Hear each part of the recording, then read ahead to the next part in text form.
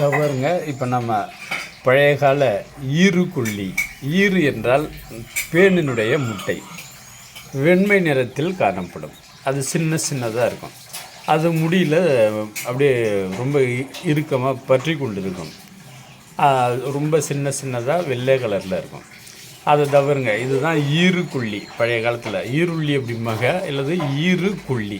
ஈரு என்கின்ற பேன் முட்டையை கொள்வதால் இதுக்கு பேர் ஈருக்குள்ளி. அது காலப்போக்கில் மருவி ஈருள்ளி ஆகிட்டுது. இது பழைய காலத்தில் இருந்தது என்ன பண்ணுவாங்க, இந்த முடியில் எப்படி அழுத்தி பிடிச்சிட்டு தவறுங்க, இடையில கேப்லாம் இருக்கு பாருங்க, அது வழியாக அழுத்தி பிடிச்சிட்டு அப்படி இருக்கும்போது பேன் முட்டையெல்லாம் வரும். அப்புறம் வரும்போது இதை வச்சு அழுத்தி பிடிச்சி கொண்டுடுவாங்க. இதுதான் பேனை கொண்டுடுவாங்க. அதுதான் இது ஈருக்குள்ளி.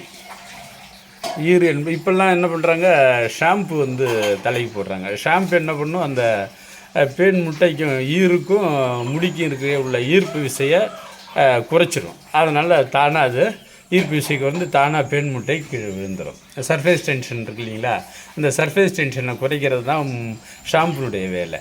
அது சர்ஃபேஸ் டென்ஷனை குறைக்கிற உடனே அதாவது முடியினுடைய மேற்பரப்புக்கும் பேன் முட்டையினுடைய மேற்பரப்புக்கும் ஒரு ஈர்ப்பு விசை இருக்கும். அதனால் ஒட்டிகிட்ருக்கோம். அந்த ஈர்ப்பு விசையை குறைச்சிரும் ஷாம்பு. அதனால் அந்த இது தனியாக விழுந்துடும். இப்போ ஷாம்பு அந்த ஈர்ப்பு விசையை குறைக்கிற டெக்னிக்கை பயன்படுத்துகிறாங்க. பாருங்க, ஈருக்குள்ளியை பற்றிய காணொலியை இன்று கண்டுகளியுங்கள். பழைய காலத்தில் பேன் கொள்ளும் மிஷின், பேன் கொள்ளும் கருவி. ரைட்.